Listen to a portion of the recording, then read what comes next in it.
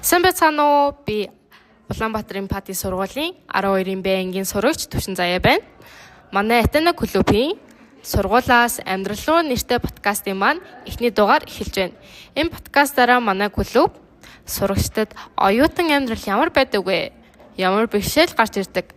Юу нь гоё байдаг вэ гэх мэтчлэн мэдээлэл өгөх зорилготой. Эхний дугаардаа Монгол сурвалжих талаар ярих болно.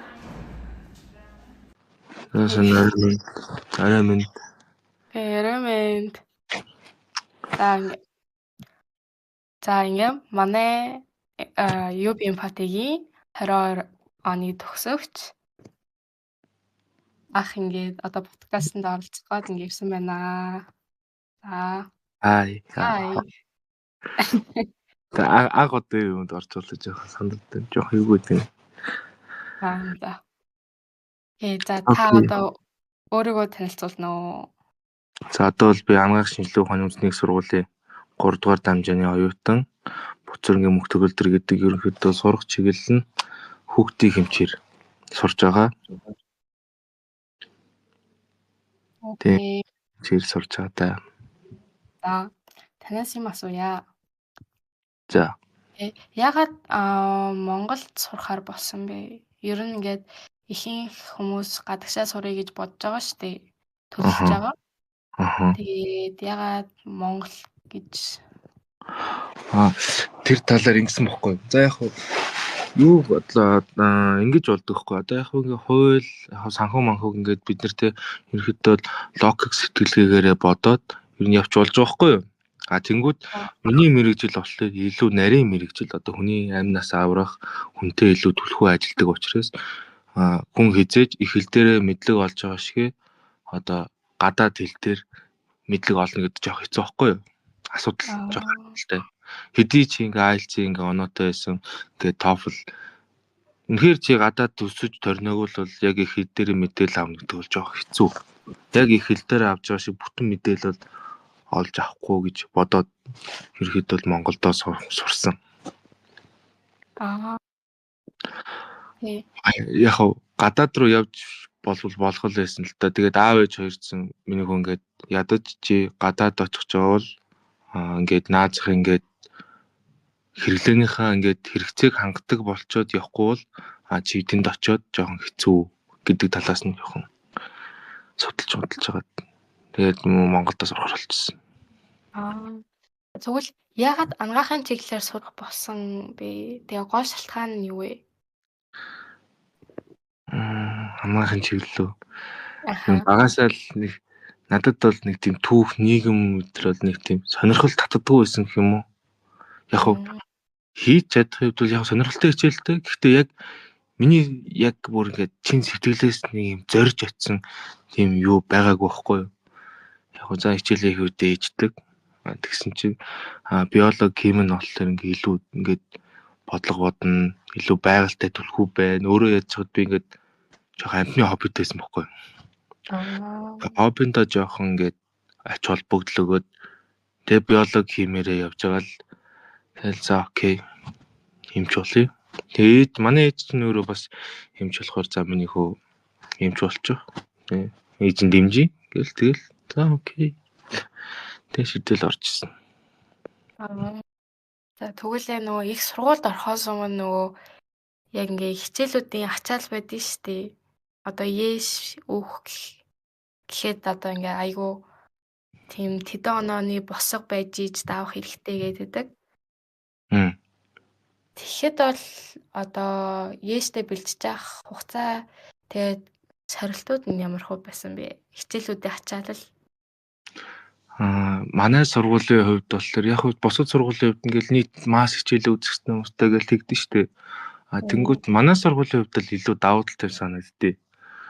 Бид нэр жишээлбэл бид нар ч ноо төгсдөг жил чинь бид нэр вакуум сургалт гээд эхлээд 2-7 хоног дараа нь дахиад нэгээ байрлаад ерөнхийдөө нэлээд вакуум сургалтууд нэлээд авсан.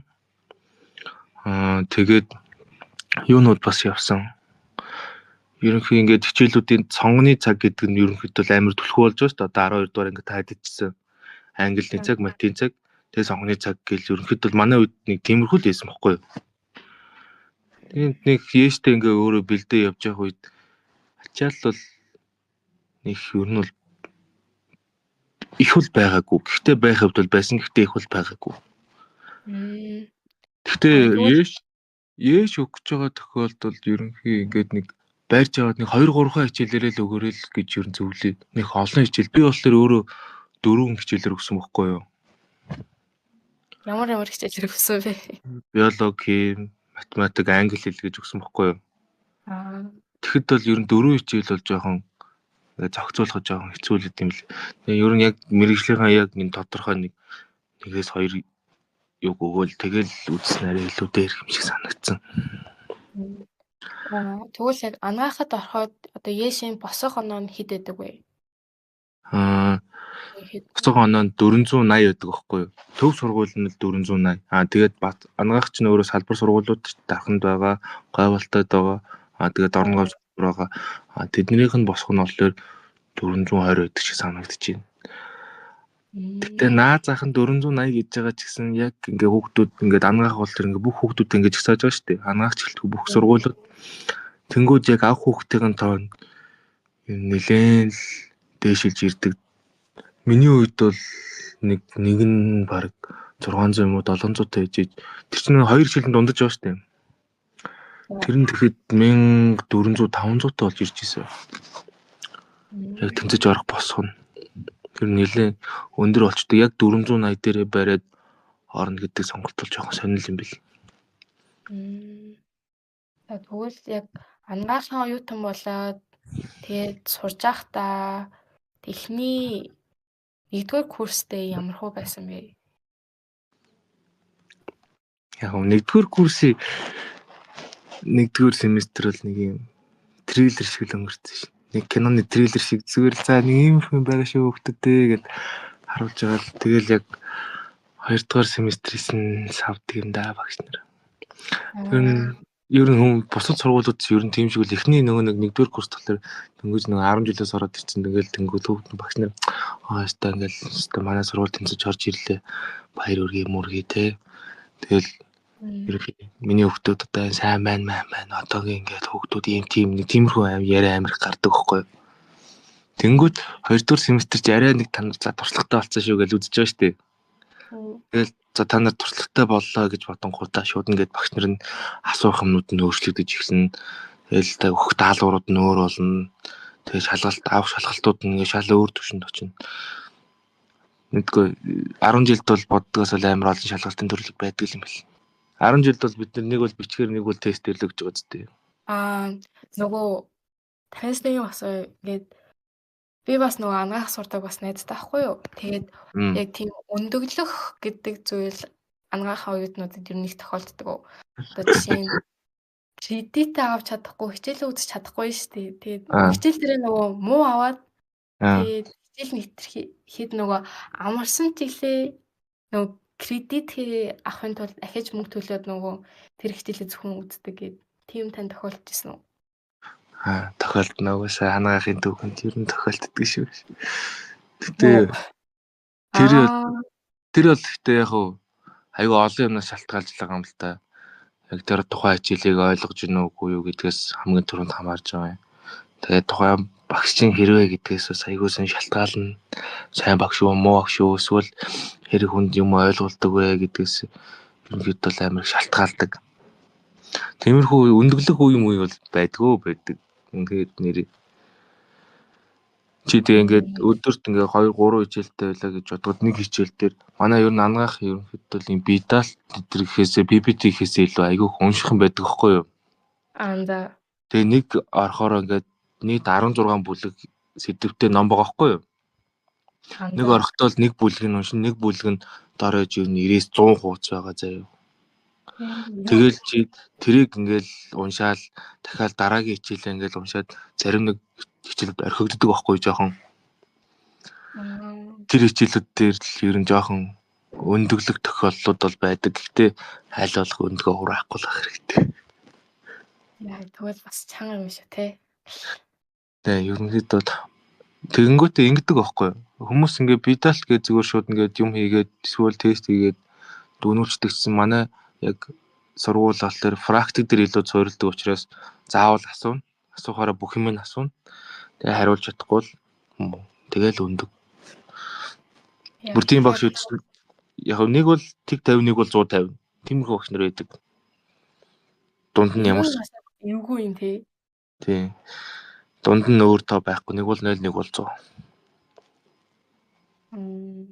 Одоо яг оюутан болж байхад ер нь найз нөхөд одоо оюутны ангийн тийм найз нөхөд гэсэн юм байгаа юу? Оюутан ангийн болоход ер нь хэрэг цаг хугацаа шаардсан. Нөгөө ер нь ангаахын оюутнууд ерөнхийдөө хоорондоо нэг амар харилцдаггүй юм шиг санагдаад байдаг байхгүй юу? Зүгээр л яг урдах юм хийгээл гэж идэг хүмүүс шиг санагдаад. Тэн дээр болохоор уг нь ийм бохгүй. Бусад сургуулийг бодвол бид нэр ингээд ангидаа ингээд солигдоод ингээд ойролцоогоор 15 хүүхэд нэг хэсэг болоод ингээд 2 хэсэг нийлээд нэг анги болоод ингээд нэг юм ангийн системд байдаг байхгүй юу? Тэнгүүт би ингээд анги дотор ингээд хүмүүс надтай ингээд харьцахгүйсэн чи би анги дотор найзтай болдог байхгүй юу? Тэгээд миний хувьд бол тэр яасан бэ гэхээр би бол яг ингээд болоо тоглодог байсан. Тэнгүүт ингээ ангаах ингээ тодорхой ингээ урлаг спортын тэмцээнүүд байж шүү дээ. Тийм юмд ороод тэгснээр би айгүй их найзуудтай болж исэн. Амар их ер нь бол ангаахт бол би нэлээд найзуудтай. Тэгээд манай ордог жилийнхэн ч гэсэн айгүй нэг тийм өөртөө тийм коллективтэй зөв ингээд орой ингээл 5 дахь орой болно шүү дээ. Тэнгүүт ингээ манай эко зүгээр л манай курс их нар дүүрдэг. Тийм л байсан. Тэгэл энэ тэнд 2 3 гитар гаргаж ирээл тэгэл бид нэг ингээл дуулаад хуртаал тэгэл орой 8 9 мөс болт суучаал тэгэл харьцаад байсан. Үнэхээр манай курс юм бол үнэхээр тийм байсан. Гэхдээ манай доошоо жоохон тийм байдаг юм шиг үлээ. Айгуус нь гайхалаа. Ягаад тийм байхгүй. Окей. Нөгөө одоо ингээд та чинь хүүхдийн их хэмж гисэн шүү дээ. Тийм. Тэгэхэд одоо их хэмжээр сурдаг хүмүүс аяа цөөхөн байдаг батай нөгөө одоо ингээд үзэх хичээлүүд айгүй их. Тэгээ судлах юмуд амар их, чэжлэх юмуд айгүй их байдаг шүү дээ, тий. Тэдүү ер нь ангаахад одоо ерөнхийдөө амар их хүүхэд сурдаг заяа. Ангаахад амар их хүүхэд сурдаг. Үнэхээр нэг манай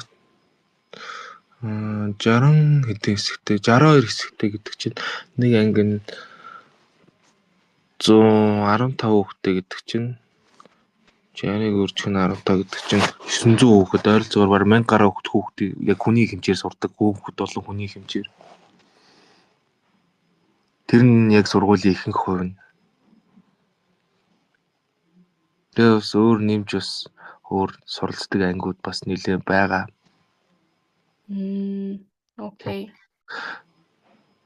Тэгээд зарим үед манай сургуулийн анги тангим хөрөлцгүй байх үе бас гардаг. Хитрхи хүмүүс ил сурдаг.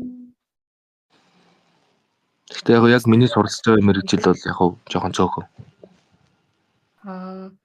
Одоо та ингээ бакалавра ингээ төгсөн шүү дээ. Одоо бакалавра төгсөнгүүт магистр хамгаалах бах тий. Тийм. Тийм магистра та одоо хаана хамгаалъя гэж бодож байна? Монголдоо юу эсвэл гадагшаа хамгаалъя гэж бодож байна уу? Яг анхнаасаа л яг тэгж шийдэж орсон болохоор юу байхгүй. Анхнаасаа шийдэж орохдоо би бакалавра Монголд эзэмшиж, за магистра би гадагшаа хийя гэдэг бодлоор хамгийн анх ерөнхийдөө л илссэн. Тэгээд мастера би над нэг юм 2 сонголт байгаа. Тэгтээ аль нь явахаа бол мэдэхгүй байна. Яадаг байна одоохондоо яг чиглэлээ тодорхойлог болохоор яг сайн мэдэхгүй байна. Гэтэ Герман юм уу Япон л гэж бодож байгаа. Магистра сурахтаа болохоор юу жоохон чиглэлээ өөрчлөө сурч болт юм уу? Одоо ийм байгаа хгүй. Манай мэргэжил бол ингээд хүмүүсийн мэргэжил одоо эмчийн мэргэжил ийм байдаг хгүй. Эхлээд заавал хүний хэмжээр төгснө.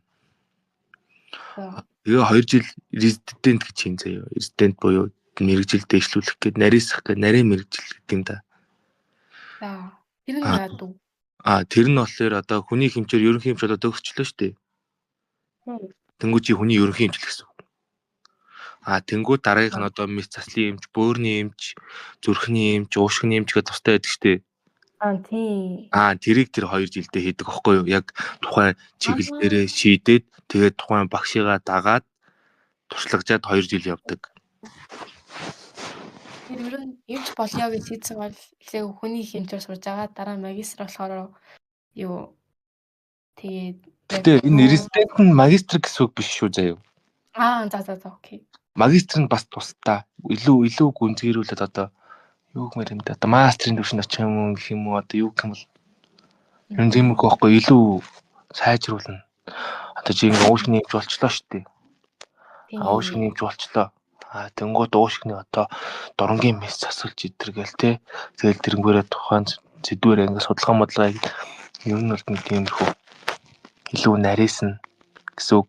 Ерөнхийдөө бол ангийнхаар сурна л гэж бодож байгаа бол хүнд орж 8-аас 10 жил сурнаа л гэж бодож орж ирэх хэрэгтэй. Шууд ингээл 6 жил сураал 4 жил сураал нэгтлэн бодогч гэл явдаг шиг тийм биш үхгүй. Хүний аим авдаг хэцүү мэр гэж шүү. Эмчийн салбар бол ер нь хэцүү юм байна тий. Тийм ч учраас багш нар жоохон чанга байдаг учраас их өндөглүүлдэг. Айгу сонирхолтой ингээл багшийн асуултанд хариулаад багштайгаа мазаж байгаа үнэн тохиолдол байна. Танд нөгөө одоо шүнжэнгөө ингээ бэлдэж суугаад одоо асуулт нь ингээ хариулгаад эсвэл шалгалтанд тэгж бэлдэж сууж исэн үе байгаа юу? Тэр үедээ ямар хөө байжсэн, ямар хөө ингээ мэдрэмж авч исэн бэ? Одоо оюутан болчиход. Оюутан болчиход 10 жилд бол тэгж шүнжин бэлдэх юм бол байдгүй байлаа шүү дээ. За шүнжин бэлдсэн чинь дотор байр байдгүй. За өглөөнөөсөө хийчих юм чи тэ. Тиймэрхэн боддоо шүү дээ. Тэнгүүд оюутан болонгод хэд үзсэн. Хэд нэлээ тэгэл нэг нойргүй явахаараа хүн чинь 2 3 дуу ингээд дараалж явдаг аахгүй. Тэгэл за эхний өдөр бол яг би ингээд нойргүй очихлоо тэ хичээлдээ очиод ингээд суучлаа. Өдөр нэг унтах цав байхгүй шүү дээ. Хичээлдээ давтан тэгэл би 1-р курст нэлээ нойргүй явдаг гэсэн юм. Тэгээ нэг 2 3 тал нэг юм гайгүй нойр амар чухал юм байна гэдгийг нэгтэй амар ойлгосон байхгүй. Окей. Тэгээд 1-р курст нойргүй яваад ирэн штэ. Тэнгүүд ингээд хүний ингээд ойлгох логик сэтгэлгээ байхгүй болчдөг. Жохон муудчихдаг. Тэгээ ингээд наадах ингээд юмнууд ойлгохгүй ингээд хүнтэй харьцангууд ингээд юу яриад байгааг нь ойлгохгүй буруу зүрүү хариулах. Тэгээд өөдс ингээд тайлбар тавих. Тэгээ ингээд зүгээр одоо жоохон өөдрөдөө хичээл авах юм бол зүгээр ингээд сууж байгаа л зүгээр ингээд нүдэ анаал зүгээр ингээд намаа харж сууж байгаа л би ингээд нэг сэрдэг байсан байхгүй. Тиймэрхүү ингээд амар ийгүү зүгээр л ингээд намаа хараал уншиж сууж байгаа л тэгэл нэг мэдгээс хэрнэ. Багш магшийн сэрэн тэгэл амар шинэ гайхдаг гэсэн. Тэгээд би 1-р курстаас ер нь ингээд ажил төрөл хийдэг байсан байхгүй. Жохон хэрлэн мөнгө төгрөгийг болгоё гэдэг. Тэгээд ажил төрөл хийдэг байхад ингээд ажил дээр тэгээ ажил төрөл би ингээд өглөө 7 жил хичээлдээ өдөржин ингээд хичээлдээ явж байгаад 26-аас ингээд ажилд очдог. Тэгээ шөнө 2 хүртэл тэгээ буцаад ингээд харьдаг. Тэгээл арай л хичээл хийдэг. Ингээд жоохон тиймэрхүү жоохон юутай нэлээ явсан. Тэгээд тэгэхэд ер нь 3 хоногоос тэгээ ер нь нэлээд ядаргаанд ордог хүн тэгэл юм бол ингээд унтахыг хүсдэг болол тэгэл юмд амар итгэхгүй болол тэгэл ингээл нэг тийм сонирн мэдрэмж гэдэг юм аа. Тийм нэг ингээд нэг амьдралаас нэг өөдцөн юм шиг нэг тийм. Тэгэл хүмүүс юу яриад байгааг нь ойлгохгүй хаана юу их юм мэдгүй. Тэгээ сүултээ болсон гэж юу? Тэнгүүд яг тэрийг авардаг юм кофе яг тийм нэр би бүр ингээд үйлчлэн хараад би бүр ингээд өөрөө хүртэл анх шоконд орж. Би бол хувьдаа ингээд кофе надад үйлчлдэг гэж бодчихсон байхгүй. Тэгсэн чинь яг тэр үед ингээд жоохон нойр урээл ингээд сонирн болоод ирэн штэ. Тэгээд кофе уудаг. Тэгээд дахиад ингээд яг тий дахиад тэр нэг оролцоо 6-аас 8 цагийн дараа дахиад тийм болон дахиад кофе уудаг. Тэгж явсаар байгаад 3 хоног яг нойргүй явал тэгээс үлд ингээд хүний ярьсан яг ингээд тэр цаан сонсогдоод тэгэл ингээд юу ярьж байгааг нь ойлгохгүй зүгээр нэг зэхэр гараад нөгөө зэхэр ингээд гараад тиймэрхүү байхаар айгүй сонин. Тиймэрхүү бол байсан. Тэгээд сүүлдээ одоо яаж гарч чадсан бэ? Одоо өөрийгөө яаж ингээд итгэвчүүлээд те ингээд дахин ямлуулсан бэ гэдэг байхгүй. Тэрнээс тэгэл Зүгээр амралтын 2 өдөр л нэрэ яг хоногийн 24 цагийн 22-т л унтгалаа гэсэн. Тэгжиж л арай гайг бас. Тэгэхгүй л тэгэл ядарганд орох юм бол шууд биеийн шууд эмгэгүүд үйл ажиллагааны эмгэгүүд үүсч эхэлж байгаа юм чинь. Яа бас хэцүү юм да. Юу хэцүү. Тэгээ яг тэр оног бол тэр дунд бол огт унтаагүй гэж л хэлэхгүй зөө. Тэгээ зарим нэг ганц хоёр автобус нь явж байхдаа ганц 2 цаг мод унтдаг тохиолдол байсан. Тэгтэл бас хэцүү хүн дутуу нойртой юм гэдэг үнэхээр л хэцүү. Тэгэл оюутан дүнст одоо оюутан болох ч хүмүүс ерөнхийдөө нойр хамгийн чухал. Үнэхээр нойр хамгийн чухал. Би бол ингээл 30 оноо бид нар ингээл 70 оноогоо багш нараас аваад 30 оноо шалгалтаар авч байгаа шүү дээ. Тэр сургуулийн систем үү тийм шүү дээ. Тэнгүүт 30 онооны шалгалтын өмнөх өдөр ингээл унтаагүй уншдаг хүүхдүүд байдаг. Би тийм хүмүүстэй гайхдаг. Тэгээд өөрөө яг тэрийг мэдэрчээ. Тэгэл би зүгээр 30 онооны өмнөх өдөр би зүгээр л юу ч хийхгүй зөө. Юу ч удахгүй, юу ч хийхгүй зүгээр л яг унтахынхаа өмнө за маргаашийн шалгалт нэг иймэрхүү юм байгаа. Ийм юм хинтээ гэд жоохон унтахынхаа өмнө бодож байгаа л унтдаг. Нэр юу ч уншмааргүй гэдэг. Уншвал би ингээд өөрөө холиод байдаг байхгүй. Гэт мэдж байгаа хэрнээ гэд өөр мэдээллүүдтэй ингээд холиод байдаг учраас тэрийг мэддэг учраас би зүгээр л унтаал очдөг. Тэгээд унтаал очиход бусад хүүхдүүд ээжүүд хүн бүтэн ойртон шаал өөр зэ. Шаал. Ядаж эрүүл ухаантай байна. Эрүүл ухаантай логик сэтгэлээ мэдгийг. Энэ юунаас нэг хэрэг яаж ингэ гарах уу марах уу. Тэг яаж л чи өглөө очиод унсан юм чи ингэ шал өөр. Чөнжин уншснаас ингэ яг таад яг өөртөө яг үзүүлэг мэдрүүл амар гоё. Окей. За. Одоо ингэ хийсэн шийдвэрт тань хамгийн их нөлөөлсөн зүйл юу байсан бэ? Одоо ингэ ер нь нэгдүгээр сонирхол, хоёрдугаарт аав ээж юугаас сонсох хэрэгтэй. Гэтэ яг хүмүүс аав ээж чинь амьдралаар амьдрахгүй гэдэг үе бол байдаг л да. Гэтэ аав ээж хүүгийг сонсоод үзэх хэрэгтэй. Аав ээжтэйгээ зөвлөлдөх хэрэгтэй. Аав ээж чинь ч бас чамайг хүн ингээд өөрийгөө ингээд дотроос ингээд харна штэ. Тэнд өөрөөр л харагдсан заяа. Тэнгүүд чи чамайг ингээд гаднаас чи ингээд харж байгаа юм биш үү? Чин юмыг хардаг байхгүй юу? Чи хизээч өөрийнхөө тэр гаднаасаа харж байгааг хизээч нүдээ гаргаж ирээд өөрийгөө хардаг юм бол чи өөрийгөө гаднаас нь харахгүй штэ. Яг тэрнтэй хүмүүс ингээд бас чамайг гаднаас ч харж л байгаа. Ялангуяа аав ээж чинь. Тэгэл чамайг хөө чи наад чиглэлж ингээд чамайг тохирох уугүй юу гэдэг чинь мэднэ. Яг хүн сонирхолтой байж болно, дуртай байж болно. Тэгтээ тэр хүнд нэг одоо зохих юм зохгүй юм гэж бас байдаг штэ. Одоо хийж чадах юм хийж чадахгүй юм гэж байдаг штэ. Тийм. Тиймэрхүү юм айгуу сайн мэдчихэж шийдвэрээ гаргах хэрэгтэй. Окей. Тэгээ ер нь одоо сүүлийн нэг асуулт үлдсэн байна танаас асуух. Тийм. За Монголд сурахыг төлөвлөж байгаа хүүхдүүдэд яг хандаж хэлэхэд яг юуг хэлхийг хүсэж байна? Зөвлөмж болгож одоо юуг хэлхийг хүсэж байна? Хамгийн энэ зүйл чинь чухал шүү ингээрээ гээд одоо Монголд сурахыг сургуулийн гэдэг шүү гэдэг. Хамгийн түрүүнд Монгол сурах байгаа хүүхдүүд одоо эртхэн нэг IGCSE тэгээ A-level, S-level, AS-level тэгээ IELTS эдгээр эртхэн өгөөд дүүцүүлвэл юм сургуультай орох магадлал ч өрсөнө. Тэгээ хүүхдүүд аюу дүүцэлж орж ирдэг болцоо одоо хүүхдүүд тэр талаараа аюу хэрэгтэй. Үнэхээр оюутан болоод Монгол сурж байгаа бол цагийн төлөвлөгөө, цагийн менежмент амар хэрэгтэй. Тэгээд айл болох баг төсвөр их юм хийх хичээ. Тэгээ ерөнхийдөө хамгийн өөрийнхөө тав тухтай байж болох гэдэг орчныг олох хэрэгтэй. Тэгэхгүй бол Монгол гээд амар гой суугаад ингээ юм хийхээр амар дуу чимээтэй. Тэгэл ингээл төгжрөл гэртээ харих марих. Танаа тиймэрхүү асуудлууд зөндөө байгаа.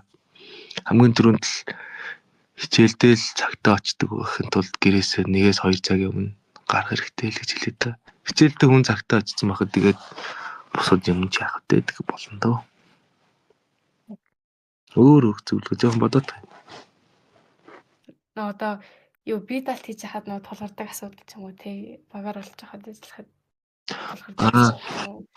Тиймэрхүү юмнууд тэгэл багийн аль тэгээд сайн ярилцах, сайн тэгээ хийх юм цаг тухайд нь хийгээд явбал ер нь оюутан амьдрал нэг тийм ачаал байхгүй шүү дээ. Хийх юм цаг тухайд нь хийгээл тэгэл за энийг би маргааш хийдаа гэсэн бод агуулахгүйгээр шууд за окей би одоо гэлцүүлээ тэгвэл арай дээр байх гэдэг бодолтой байх хэрэгтэй.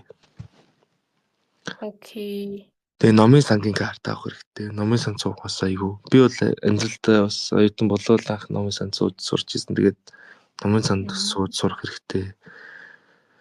Тэгээд давхар өөрийгөө хөгжүүлэх хэрэгтэй.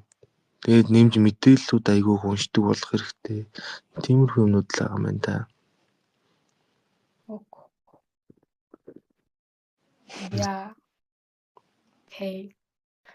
Одоо бидний ингээд хийсэн подкаст нь оролцож байгаа танд маш их баярлалаа.